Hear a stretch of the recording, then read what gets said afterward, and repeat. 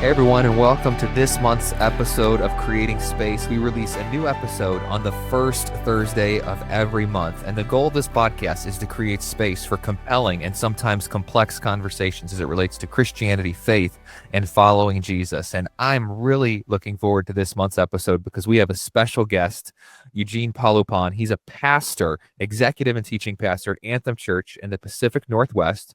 He's a father, a husband. He has 3 kids. He's also part of the church formation team at Practicing the Way. He's an author with an upcoming book called Fighting Like Jesus, Confronting Fear, Control, and Anger with Peace, one conflict at a time. And you can subscribe to his Substack, Becoming Formed. And I'm really looking forward to having this conversation with him today.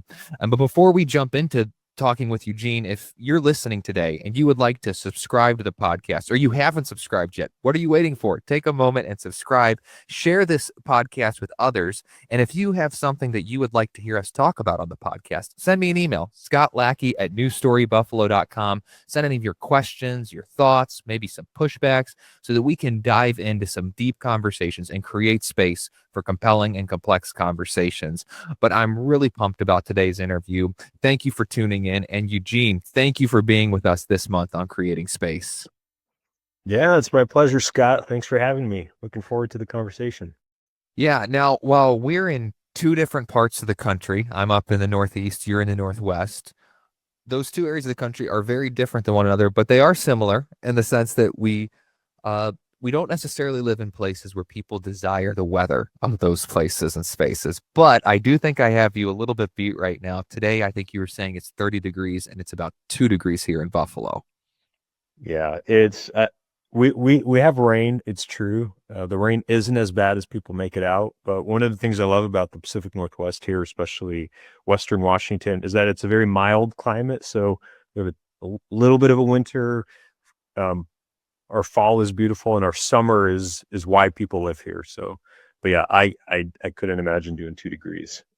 Yeah, it's a little crazy. I also feel like what we have in common is uh, if a competitive nature were to come out among church planters and pastors, they love to a little bit of what's harder, the Northeast or the Northwest for pastoring, what's more difficult. We all have our reasons why. Well, my area is the most difficult part of the country to be a pastor or church planter, and I'm sure we could both make our cases for that. But we have a little bit of that in common as well, where we're not necessarily ministering in places that are known for a thriving Christian influence.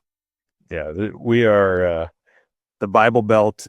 Just that notion is we're a different planet when it comes to just like biblical context. I think Seattle was named once again. We topped the list of being the most unchurched big city in the country of percentage wise of people attending church. So yeah, it is like trying to farm on concrete.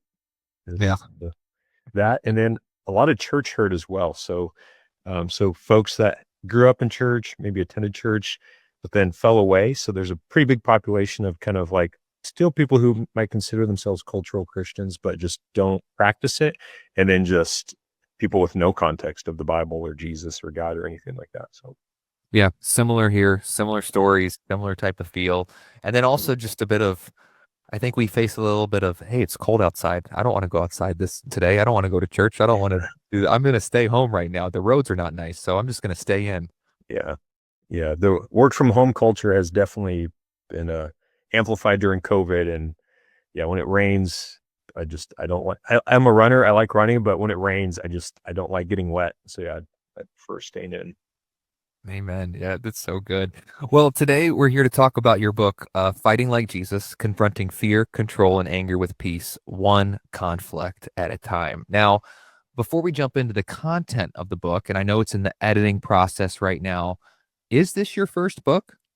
Yeah. Yeah. This is my first book that's coming out. I just turned in the manuscript right at the tail end of last year, 2025. I wanted to get it in before the new year and all the craziness that comes with just everything. But yeah, it's been turned in. It's still subject to change, so subtitles and chapters and stuff like that. But I think for the most part, the big ideas are there. But yeah, first book. That's incredible. I mean, I have a fascination with writing as well and would love to be in that space one day. What really led you to say, this is something I'd like to lean into and pursue? Because I know you also father, husband, pastor, you have a million other things going on, but at the same time, there's something being birthed within you in this writing process. What opened this door for you or led you in this direction? Yeah, writing has always been just something I enjoyed. I have a history degree at the University of Washington, and that um, just involved a lot of reading and writing. And so instead of like I originally got started in the pre-med field, I wanted to become potentially a doctor, and I immediately realized my first quarter into that was just not for me, math and chemistry, and I really enjoyed writing, and so I leaned into that. And there's something about playing with thinking about ideas and then trying to express them in your own words and then like explaining them to other people that really solidifies it. And for me, I just enjoy the process of learning something and then metabolizing it and like making it real. How do you make it practical? And so writing for me has just become this creative outlet. I think everyone is creative to a degree. I'm not necessarily like a artist per se in terms of like I don't paint, I'm not a musician, I don't sing. And so a lot of the things I think we think of as creative outlets, writing for me is very much that. It's this creative outlet for me of processing ideas and words and story. And just I've always been interested in the fact that it came to fruition and all the right things happened for this book to become manifest is a miracle in and of itself. Probably a different story, but yeah, it's been really fun. That's incredible. Thanks for sharing that. Now, I'm intrigued by your book. As I mentioned earlier, you're on staff with Practicing the Way. Our church has benefited greatly from Practicing the Way over the past year and a half. I think we've walked through five or six of the practices church wide. We did 3 last year, 2 the year before, so 5. And we are currently, at the time of this interview, in a bit of a Practicing the Way reset. So we're doing a 9-week series. Each week we are doing a different practice. So last week I just preached on Sabbath. This upcoming week I'm doing generosity. And during this reset, all of our small groups are walking through the Practicing the Way course. So I'm really excited for this reset because while we started this 18 months ago, a lot of new people have come to our church and we said, Yeah. let's reset and recenter. And the work that you guys have done through Practicing the Way has been a massive blessing to us and to so many others. But what's intriguing to me and about where you're at with Practicing the Way in your book, Fighting Like Jesus, is how these two things go together. Because I think a lot of us, when we think of Practicing the Way or spiritual formation, we think of contemplative and, that kind of thing. And yet your book is focused on fighting. And I think you're going to add a helpful piece to the conversation of how do fighting and spiritual formation go together, especially when it comes to fighting like Jesus. Can you just kind of lay out the vision and the idea behind this book and how this fits into the work that God's already been doing in your life? Yeah, totally. Yeah, this is a great question. So spiritual formation, as you know, isn't necessarily the practices or like slowing down and like doing those things. Spiritual formation at like the most basic level is who you've become. I think Dallas Willard used to say, and like you are perfectly, your life is perfectly designed to produce the outcomes you have. And so and using that definition, everyone has been spiritually formed. Mm. And the way you show up in conflict when cortisol is high, when life gets tough, is just an expression of what is actually under the surface, how you've been formed. A lot of people, they go through their day-to-day lives um, um, with their true self um, hidden, or I should say that people wear masks, right? You have to show up to work. You have to show up a certain way. You have to show up a certain way to church with your Sunday best. You have to put on a smile, put on a face, but underneath, like it's when life gets tough and when the temperature's turned up, or in your case, turned way down, it gets cold, right? There's a snowstorm and like, you don't have power, potentially missing flights. What has been formed is the thing that comes out. And so that's the intersection that I'm going to be exploring in this book. And where the idea came, came to me was actually the book itself crystallized for me at the tail end of a really bad fight that my wife and I had. And so the book actually opens up with this fight. I was in my study here, my den, and I heard my wife in the garage shuffling stuff, and I was like, "Oh no, what's she doing in there?" And I was heads down. I was between meetings and one-on-ones and working on projects, and she came in here and just kind of said, "Hey, you said you were going to clean the garage out. You didn't get to it. You said you'd do it when it's like nice out, and I'm having to do it because it's just a mess." And so that there was conflict already there. And the way I responded probably wasn't the best. I like heard her, didn't really acknowledge that she had an issue, and just kind of proceeded like, "Yeah, sorry, I'm busy. I can't do anything." And that tension grew and grew and grew. We went to our community group that evening, and we were just like roommates in our car, right? We're just like tense because Mm. she's upset at me, and I'm kind of. The next day, it all just blew over. We started yelling and fighting, and just our Sabbath day just kind of uh, uh, unwrapped or fell apart. And so I went on a run, and during the run, I'm kind of venting to God, and I'm angry, and I'm just like uh, doing all the stuff you do when you're mad. And there's a on my trail that I run, there's like this corner, and in that moment, I saw this book actually in my mind's eye, like the whole thing beginning with this fight as like the intro. And I'm like, oh my goodness, I think there's something here. And the backstory is our elders at our church have been going through a series of 2 years with a mentor who stepped into our elder team, Glenn Johnson. He and his wife have been helping couples go through reconciliation. They're licensed Christian counselors, and he was a missionary. He's got a doctorate. He knows his Greek and Hebrew inside and out. So he's a compelling person. But when he joined our team, he really leaned into teaching us how to do conflict well as elders, how to do low conflict resolution. And what he realized and what we realized is, although there appeared to be like superficial unity between us, our elders, there was a lot of stuff that we were not doing well. We were not fighting well. We weren't fighting like Jesus. And so he led us on a couple year journey of really confronting that.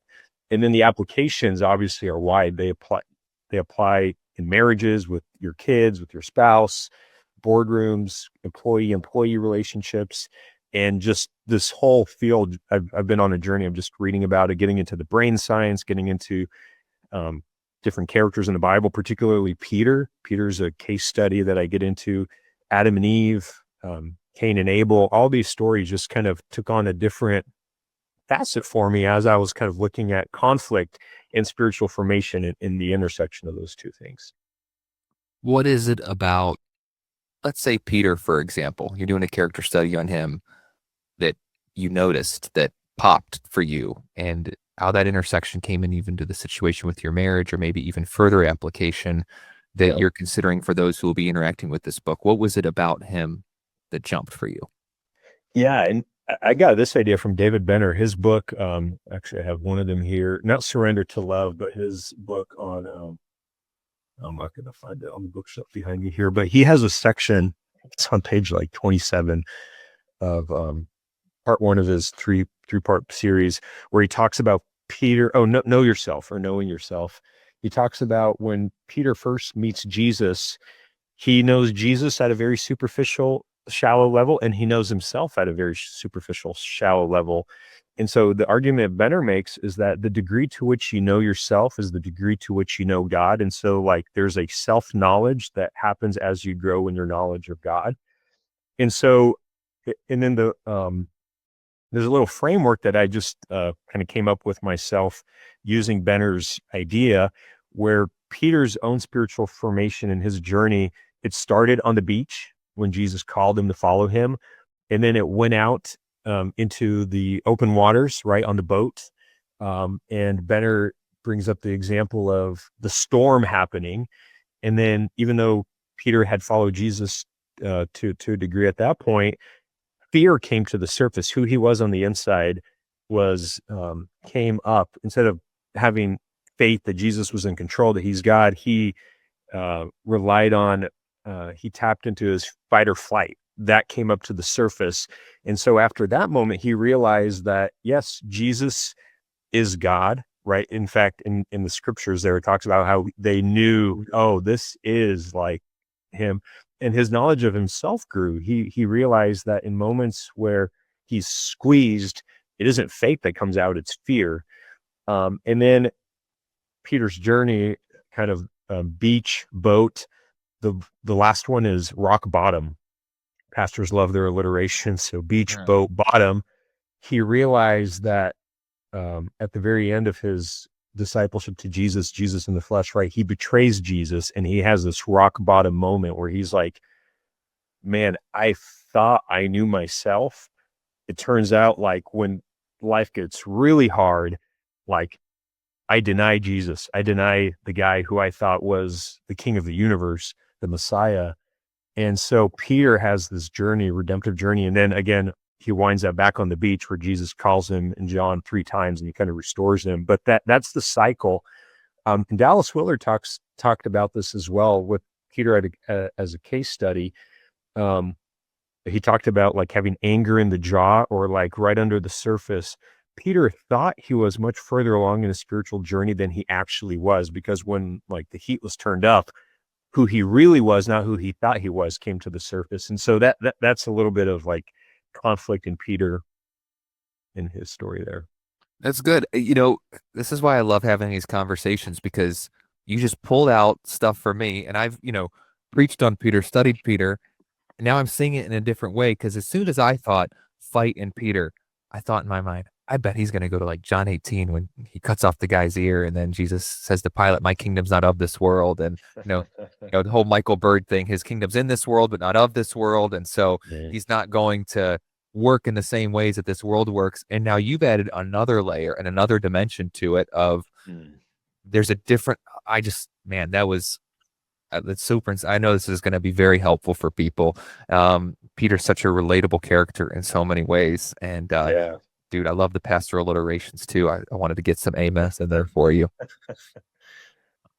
So as you've been working on this concept to fight, I know you mentioned that, the interaction with your wife that this began with, or maybe even a little more than an interaction, a fight, we could say. How has the Lord been speaking to you? What stood out to you in your research so far? What has maybe shocked you a little bit? Some new things that you've learned that you were like, this is going to be helpful for the church. This is going to be helpful for people in their formation into Christ-likeness.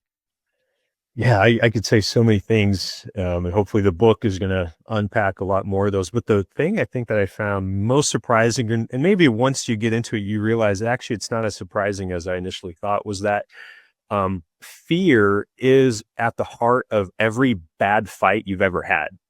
And I don't think people maybe realize that, but as soon as you kind of think about it, it makes sense. So fear is the mechanism that, right, God created, which is very useful. If there's a tree that's falling and like you're about to get crushed, fear is the thing that like anticipates evil, anticipates something bad happening, and your body goes into this response that allows you to save yourself in essence, right? And so there's all sorts of different things that happen. I think I call out like 5 F's: fight, freeze, fight, fawn, fracture. But the very first thing that happens, you got it again, man. I'm sorry to interrupt. You got it again, bro. The F's and the B's. I love it. Oh, there's a few more in the book, so stay tuned to those. I'm ready.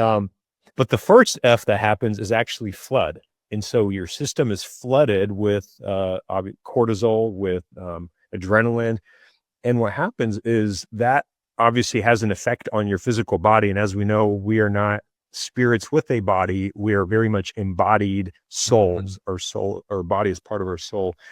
And so what I realized, even rereading stories like Adam and Eve, I think a lot of time whenever I read the story of Eve and the serpent in the garden, I always imagined that scene to be very like a cerebral exercise that Eve was going through. The serpent's like giving her some things to think about, and she's pondering, and she's carefully weighing her options. Like, yeah, should I trust the serpent? Should I trust Jesus? And she kind of makes this logical conclusion that she wants to be her own God or whatever. But I think actually what is actually happening is that fear is introduced into humanity for the first time. And so if you think about it, the serpent, he is twisting God's words. He's he's saying things and painting a picture of unreality, things that are not actually true. And Eve, she's imagining a future in which God is not good. And what's happening is her body, from just an anthropological and biological standpoint, she is probably experiencing fear. So she's like, wait, what if God isn't good? What if he's holding out on me? What if I don't eat this fruit, maybe I will die, right? Her whole just calculus and the whole framework that God set up, that everything is good. I've created everything for you, but don't eat this. And these are the consequences. Everything gets swapped. And so the fear system, the fight or flight limbic system, which is created for her to protect herself, it's now being hijacked by the enemy in order for her to not trust God. And so in that moment, I suspect, right now, obviously this is me kind of reading into the story. This isn't explicitly mentioned here, but I think she probably was thinking, if I don't bite this apple, I will die.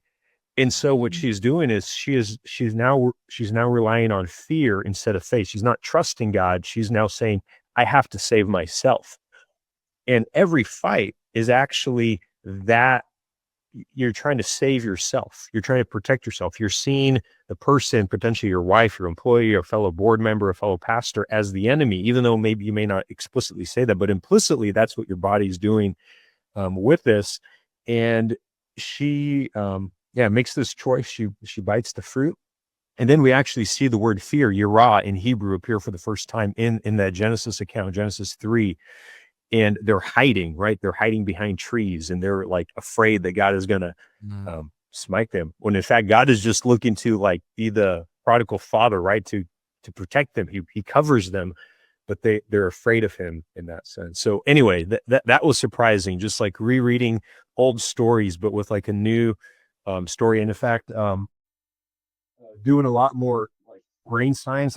One of the books here by Joseph Ledoux, The Emotional Brain, and a lot more books just on brain science and that I've been tapping into, and just reading scripture through the lens of science, and just seeing how the two support each other.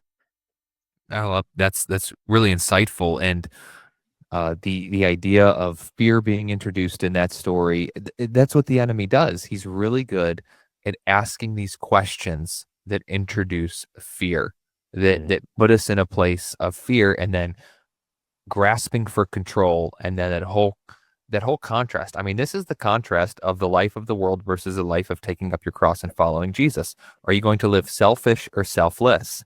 And we're afraid of the selfless life, but it is the selfless life that actually leads to a place of no fear, because there's a freedom in it. You're letting go. You're not trying to hold on to and control everything. But when we get consumed in selfishness and self-preservation, we start making decisions out of fear. I have to know, as a bit of a sci-fi nerd, do you quote Dune in the book? Oh man, I don't, but Fear is the mind killer.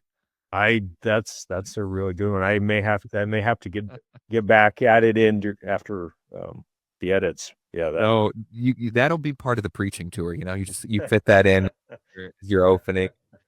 That's what that'll be part of, is the book tour where you're promoting things. Fear is the mind killer. Uh, that's really insightful. Are there ways in which you're processing this and you're thinking through this, and you just start to see some of what you're writing about as truth from past experiences in your own life as well? I mean, yeah, looking back, even like present moments, like what what it's done for me is whenever what it's done for me, kind of having this understanding that that's what fear is. It's your body reacting and trying to preserve itself. Is I become hyper aware of when I have these, my body starts responding. So whenever I start shivering, so for me, one of the responses is like if my adrenaline is pumping, I start shivering, like I get cold, and that even though it's not cold, I shiver. My stomach feels weird. My palms get sweaty. So there are certain things about my body that are telling me, hey, you're in fight or flight. So it is not a good idea to engage with anyone, Mhm. because you're going to spiral. And so this is where even having things like Apple Watches, monitoring your heart rate, are very useful. So whenever your beats per minute go above 100, you're potentially in that fight or flight mode, and it takes roughly 30 minutes for your system to clear out the adrenaline, and so to get under that 100 beats per minute. And so just practical advice when you're with your spouse or someone else and you notice that, hey, you're up there, you probably want to come down, because what's happening is Jesus, his invitation, right, is if you want to save your life, you have to give it up, which is the opposite of what fear is. Fear is you're trying to save your life. Mm-hmm. And so by not engaging and not trying to save your life and kind of walking away, that's actually an act of faith, right? You can breathing, as it turns out, as like all the wise sages and desert fathers, like they weren't aware of the science, exactly what happens in the system, but they knew very well what was happening. Right. The Hebrew and the Greek, ruach and pneuma, the spirit is breath. And so even as you breathe, your body is beginning to regulate. Fear is basically being pushed out. The chemicals are being flushed and you're no longer flooded. And then you can engage. So that's a very helpful thing that I've learned just practically. Is whenever I'm like talking with my wife and she mentions something and I'm like, oh, okay, I see what's happening here. And so it's given us a framework and language that have probably, we've probably avoided more fights this last year as I've been writing this book than I've started, because I'm just now hyper aware of what's actually happening. And so one of the hooks of the book, I think why my agent and the publisher, why they were excited for the book, is a lot of Christians fight, but they fight poorly. Mm-hmm. And after a bad fight, you're like, man, should Christians fight? Like, is fighting good? Is it bad? And what the argument that I make in the book is that we were actually created to fight. So I basically do it like a biblical theology of fighting, of conflict. And I begin in Genesis, and I basically make the case. My thesis is that I define fighting with the phrase opposing that which opposes God. Mm-hmm. So God is love, he's order, he's peace, and he opposes unorder, uncreation, unlove, right? Chaos, tohu vabohu, uncultivated soil, and he opposes it. He confronts it. He fights it, and so that's where the fighting term comes from. And then when he creates Adam and Eve, he gives them that same mandate. It's referred to as the cultural mandate to cultivate the land, be fruitful and multiply and extend his kingdom. And there's a layer of that Imago Dei, which is about being vice regents and spreading God's kingdom around the world. But part of that necessitates opposing uncultivated land, opposing chaos, opposing tohu vabohu, opposing evil. And so we were created to oppose evil, to fight. And so to bring it back to now like a marital situation, if you see evil in your spouse, in your kids, or they see evil in you, evil tendencies, vices that you're maybe unaware of, blind spots, it is their God-given mandate to oppose that. And so conflict is actually, you're supposed to fight. The way we fight, though, is what gets us in trouble. We fight in fear instead of in faith. And so the way I've even organized the book is part one is why we fight poorly. And that's where I get into the biblical theology. I go back to Genesis 1, 2, and 3, and 4. I go all the way to Cain and Abel. And then chapter 5 is like the Christological center of the book. I unpack how Jesus fought perfectly. And then the rest of the book is how to fight properly. How do we look at Jesus as the perfect example? How did he oppose evil with his disciples, with his family, with injustice in the world? And I unpack it that way. So We dig into that a little bit, how Jesus fought perfectly. How did he? We're following him. What is unique about the way Jesus fought? yeah. One of the things, the book by, I think it's Dane Ortland,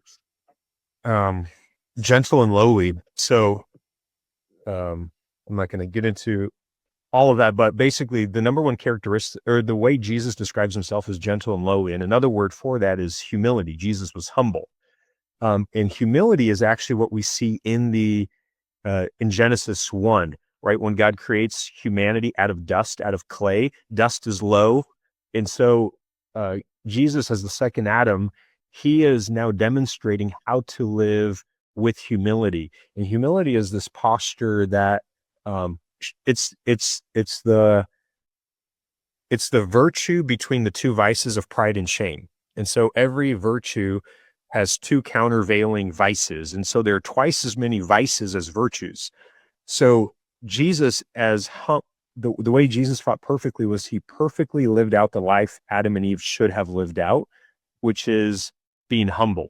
And humility is the proper understanding of who you are and who God is. Shame goes too low. It's like, I'm worse. I'm too bad. I don't deserve God. It's like going way, way too low. Pride is going way too high. It's thinking too highly of yourself. That's what Satan did. And Jesus demonstrated for us how to live in humility, which is right in the middle between shame and pride, which is, I need the Father, right? I need the Spirit. I can only do what I see the Father do. And so Jesus perfectly had this connection with the Father. He was with the Father. He did the spiritual disciplines of silence and solitude and Sabbath with God, not out of religious duty, but just out of sheer delight that he got to spend time with the Father. And because of that, he was able to oppose the things that oppose God in the character of God. And so the reason why a lot of people fight badly, even though they're right. So we've all heard of the term social justice warriors, and that term has become like an epithet, right? It's not a good thing to be a social justice warrior. Why is that? Why has that been? It's good to be a social justice warrior in one sense, but the reason it became an epithet is because social justice warriors, or at least the stereotype is, they were trying to change the world, but they were just horrible. Like, they were doing it in bad attitude, or they weren't sorry, I feel like I'm all over the place, so I apologize.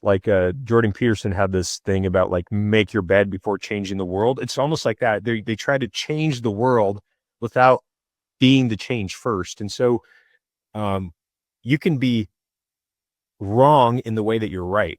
And that's what the Pharisees were. They did absolutely the right stuff, but they did it with a bad posture. And Jesus did the right stuff with the right posture, with humility. And so that's a little bit of what I unpack there, and how Jesus. No, it makes a lot of sense. You're addressing this thing that's even happening in culture right now, where people will be very loud about a problem that they see in the world. But then when there's a call to action, are you actually going to get involved and do something about it? Will you be a part of it? And will you get in the mud and get your hands dirty? And it looks good to say the right thing, but are you really doing something? And I think that you're hitting on something there. Some of what you're saying that resonates with me, a number of authors and scholars and pastors who I read and have influenced me, between Boyd, McKnight, and some other voices, there, something that comes up in their writings is this concept of power over versus power with, or power over versus power under. And the way of the kingdom of this world is power over. I have to find a way to coerce and force and manipulate my will in this situation. And sometimes I even justify it because I think that my will is for the greater good. But the way of Jesus is power. Some say power with, and some say power under. Power under would be pulling possibly from Philippians 2, the Christ hymn, or power with would be the concept of participating with the Spirit. And I really feel like there's some parallels with this concept and what you're saying here. Yeah. When we get tuned up in a fight and we're ready to go, we start pulling on the tools of power over with coercion and aggression and anger. And those types of things can produce perhaps a temporary response that we might think be good in the moment, might think be helpful in the moment, but it really doesn't lead to an eternal, long-lasting, helpful, and beneficial transformation. Power with and power under, that's hard.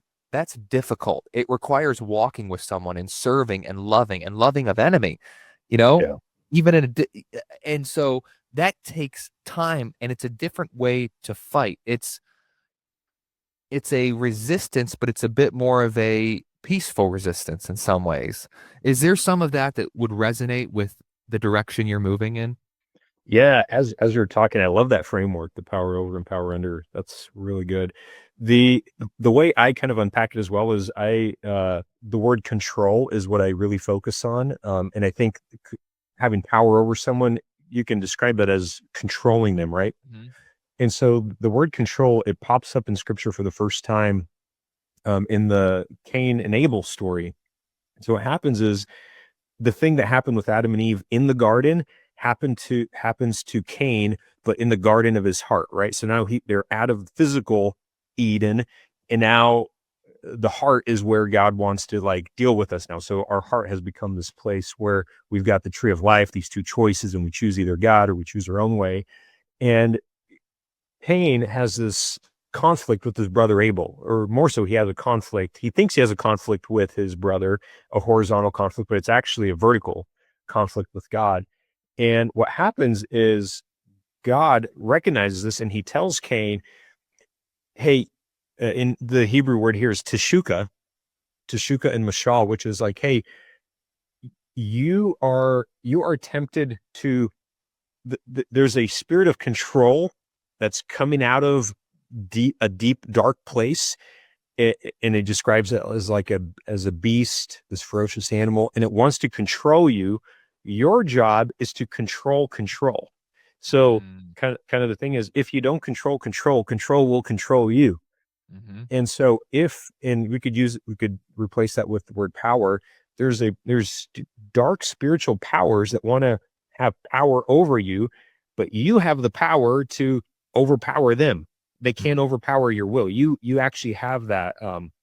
In fact, I get into um, in this part of the book, I reference John Steinbeck's work, East of Eden, and in the end, or right in the middle, he has this beautiful like play on the word mashal, or thou mayest. Like you are able to control those desires. You have it within you.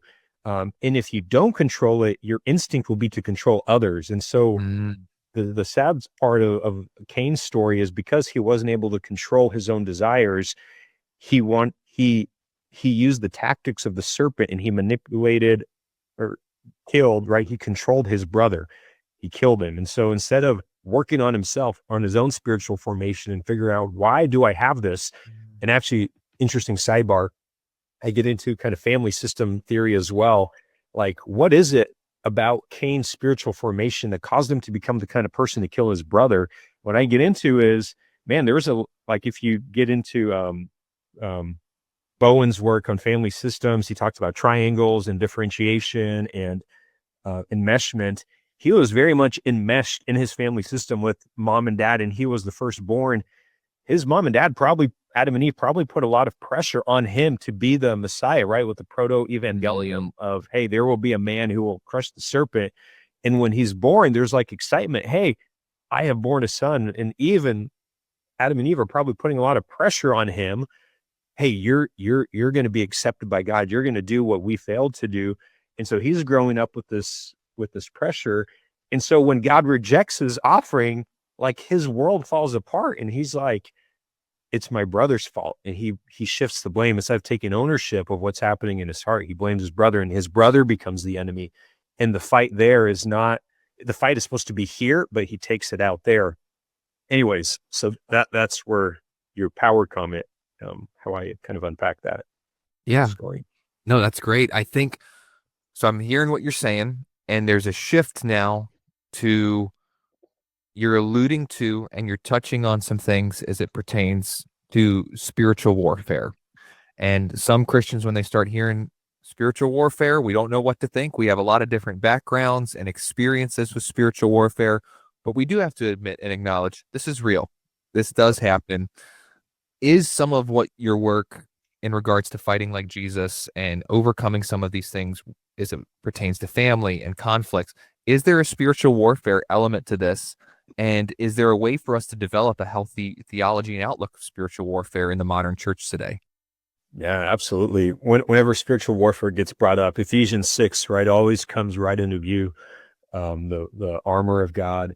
And the way I address it in the book is actually by um, looking at the Laonida, the way the Greek words are used in kind of the family of words that they're a part of. And so what's interesting is, and I wrote about this several months ago now, so it's not super fresh on my mind, but basically, I think typically the way we think about spiritual warfare is we put on when we need to face it. So like say there's like a hard case at church and it's like I'm going to put on I'm going to get ready to face the enemy. But the language the the the language is actually an active tense. It's you are putting on. So it's not you put on past tense. It's a daily kind of process where you are daily renewing your mind. You are daily reinvigorating your faith. You are daily picking up the sword of the spirit, right? And so it very much then goes into spiritual disciplines. And so spiritual warfare is not like a UFC fight that you prep for and then you go out and you do it. Or actually, maybe it is because here, my analogy may have gotten. Maybe it's not an and, maybe it's a both. It's a both. Yeah. It's not just the fight. It's the preparation. And then if a fight happens, right, those fights, you typically don't know where they're going to appear. It's going to appear out of like the garage fight, for example. That very much turned into like a spiritual warfare because like I'm dealing with my own ideas and thoughts and my own demons and skeletons in my closet and the way I was raised and the way all of that is in me and it's coming up. And if I daily don't die to myself, if I daily don't pick up my cross, like I'm just going to fight poorly because I haven't crucified that part of me that wants to choose the fruit of the knowledge of anyways. Yeah, I want to do that. I don't want to die. But spiritual warfare, it goes back to Jesus' words. If you want to save your life, you have to lose it. And it's in dying that you actually find life and live. And so victory in that sense is actually back to humility, back to laying down your life, back to not overpowering, not like thinking like I'm the most spiritual guy here or gal, or like I've got Holy Spirit power, let's go. It's actually the wrong posture. The posture is like, he that is in me is stronger than he who is in the world, not me per se. So it's less about you and more about the Spirit of God within you. And the you is a humble you, right? It's Christ in me. A couple more questions. We'll close out here in just a moment. Thank you for your time.